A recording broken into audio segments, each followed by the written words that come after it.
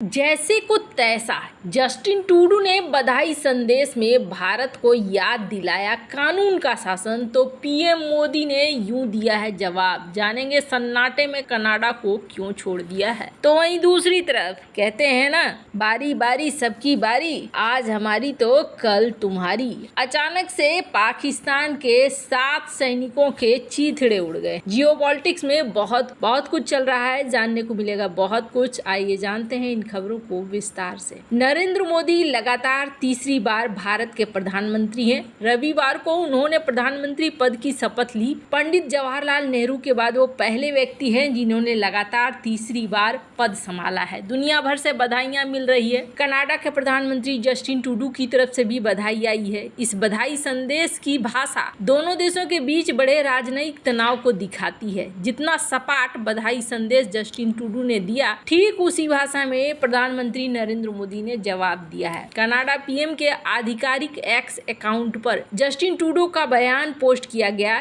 इसमें लिखा गया, भारतीय प्रधानमंत्री नरेंद्र मोदी को उनकी चुनावी जीत पर बधाई। कनाडा हमारे देशों के लोगों के बीच मानव अधिकारों, विविधता, कानूनों के शासन पर आधारित संबंधों को आगे बढ़ाने के लिए उनकी सरकार के साथ काम करने के लिए तैयार है। प्रधानमंत्री जस्टिन ट्रूडो। कनाडा ने पिछले साल आरोप लगाया था कि कनाडाई नागरिक और आतंकी हरदीप सिंह निज्जर की हत्या में भारत का हाथ है। अपने बधाई संदेश में कानून के शासन शब्द का इस्तेमाल कर ट्रूडो फिर इसी बात को उठाते दिख रहे हैं। आमतौर पर इस तरह के बधाई संदेशों में मानव अधिकारों या कानून के शासन का जिक्र किए बिना साथ काम करने की बात कही जाती है, लेकिन ट्रूडो का संदेश काफी सपाट था, जिसका जवाब भी पीएम मोदी की तरफ से इसी अंदाज में दिया गया। उन्होंने लिखा, बधाई संदेश के लिए धन्यवाद। भारत आपसी समझ और एक दूसरे के चिंताओं के प्रति सम्मान के आधार पर कनाडा के साथ काम करने को उत्सुक है। प्रधानमंत्री नरेंद्र मोदी ने एक दूसरे की चिंताओं के प्रति सम्मान की बात कह दी है। दरअसल भारत और कनाडा के साथ तनाव का सबसे बड़ा कारण खालिस्तान समर्थकों की गतिविधियां हैं। खालिस्तान समर्थक लगातार भारत विरोधी प्रदर्शन करते रहते हैं। वो भारत और भारतीय अधिकारियों पर हमले की धमकियां भी देते रहते हैं, जिसे लेकर भारत कई बार कनाडा को इन पर लगाम लगाने को कह चुका है। पीएम मोदी ने अपनी रिप्लाई में ये बताने की कोशिश की है कि कनाडा भारत की चिंताओं पर काम करेगा। अगर ऐसी गतिविधियां जारी रहती है तो भारत और कनाडा के संबंधों में तनाव बढ़ सकता है।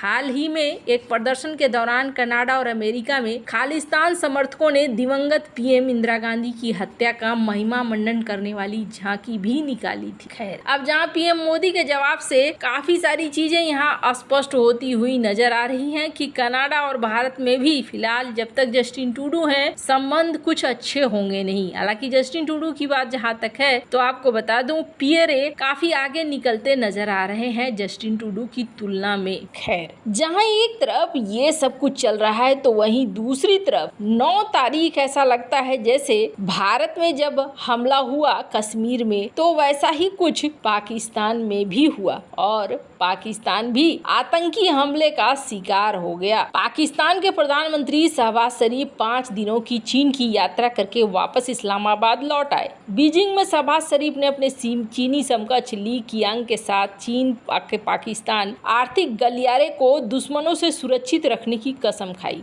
शरीफ ने इस दौरान बीजिंग की 65 अरब डॉलर की महत्वाकांक्षी परियोजना में काम करने वाली चीनी कर्मियों को सुरक्षा का आश्वासन दिया। पाकिस्तान और चीन के बड़े वादों और आश्वासनों के बावजूद दोनों देशों के बीच में सब कुछ ठीक नहीं चल रहा है। सीपेक के साथ कई ऐसे मुद्दे हैं जो पाकिस्तान के सामने बड़ी चुनौती बने हुए हैं। चीन ने पाकिस्तान में आर्थिक गलियारे के विकास के लिए 65 अरब डॉलर का निवेश रखा है, लेकिन उसका ये पैसा अब डूबता हुआ नजर आ रहा है। सीपेक की धीमी गति को लेकर चीन कई बार पाकिस्तान को फटकार लगा चुका है। परियोजना की धीमी रफ्तार का हल ढूंढने की बात हो रही है कि अचानक से पाकिस्तान में चीनी नागरिकों पर हमले शुरू हो गए हैं। ये चीनी नागरिक परियोजना में मदद के लिए पाकिस्तान में मौजूद हैं। 26 मार्च को एक बड़ा आतंकी हमला खैबर पख्तूनख्वा के दासू में हुआ, जिसमें 5 चीनी इंजीनियरों की मौत हो गई। पाकिस्तान के खैबर पख्तूनख्वा और बलूचिस्तान के अशांत इलाके में सक्रिय विद्रोही गुटों को अब चीन के रूप में एक साझा दुश्मन मिल गया है। सीपेक में देरी पाकिस्तान के लिए मुश्किल खड़ी करने वाली है, क्योंकि उसे चीन की नाराजगी झेलनी पड़ रही है। पाकिस्तान में इस समय बलूचिस्तान की आजादी का आंदोलन एक बार फिर से रफ्तार पकड़ रहा है। बलूच अलगाववादी गुटों ने हाल के समय में चीन से जुड़े निवेश देश पर हमले किए हैं। इन हमलों के कारण चीन नाराज होता है, जिसके बाद पाकिस्तान पर दबाव बढ़ता है। बलूच आंदोलन से निपटने के लिए पाकिस्तान जिस तरह से दमनात्मक कार्रवाई कर रहा है, उसके कारण उसे मानवाधिकारों के हनन का सामना भी करना पड़ रहा है। पाकिस्तान खुद को दुनिया भर के मुसलमानों का शुभ चिंतक दिखाने की कोशिश कर रहा है, लेकिन बलूचिस्तान में उसकी कार्रवाई इस्लामाबाद के पाखंड को दिखा रही है। इसके साथ ही अफगानिस्तान की सीमा पर लगे उत्तरी क्षेत्र में टीटीपी एक बड़ी ताकत के रूप में उभर रही है। टीटीपी ने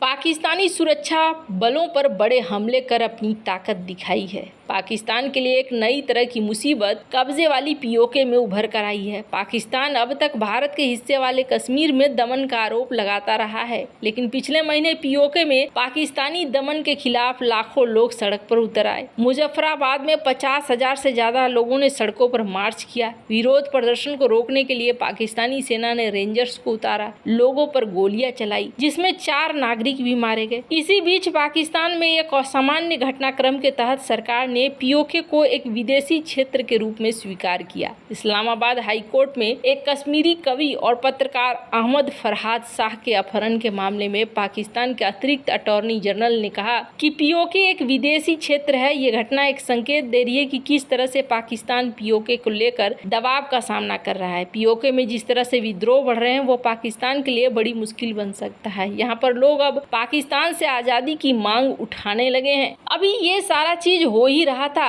कि यहाँ पर एक बड़ी दुर्घटना हो गई है। पाकिस्तान में रविवार को सेना की काफिले पे घात लगाकर आतंकी हमले किए गए, जिसमें 7 जवान मारे गए। मारे गए जवानों में सेना का एक कैप्टन भी शामिल है। पाकिस्तानी सेना की मीडिया विंग ISPR ने कहा कि खैबर पख्तूनख्वा के लक्की मारवत जिले में जवानों का काफिला जा रहा था। इस दौरान उसे सड़क किनारे ID ब्लास्ट से निशाना बनाया गया। कुछ मीडिया रिपोर्ट्स में कहा गया कि चरमपंथियों ने बम विस्फोट के बाद गोलियां भी चला। अभी तक किसी समूह ने इस हमले की जिम्मेदारी नहीं ली है। हमले के बाद पाकिस्तानी सेना ने इलाके में आतंकवादियों के खिलाफ अभियान शुरू कर दिया है। पाकिस्तानी सेना की मीडिया शाखा ने कहा कि इलाके में मौजूद आतंकवादियों को खत्म करने के लिए अभियान चलाया जा रहा है। सेना ने कहा कि इस जघन्य कृत्य के अपराधियों को न्याय के कटघरे में लाने की कसम खाई।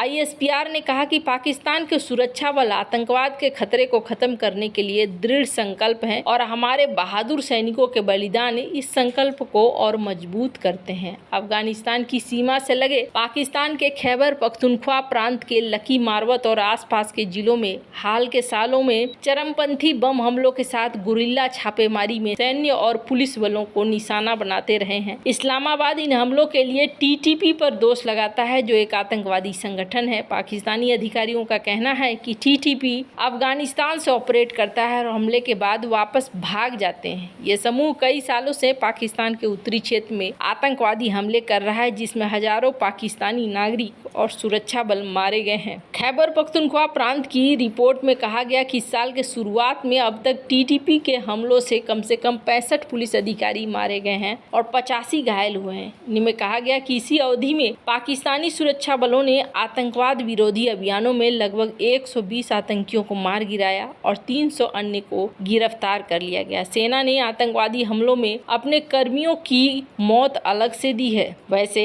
आपको क्या लगता है, इन सब मामले में आपकी क्या राय है? कमेंट कर जरूर बताएं। जल्द मिलते हैं अगली वीडियो में नई खबर के साथ।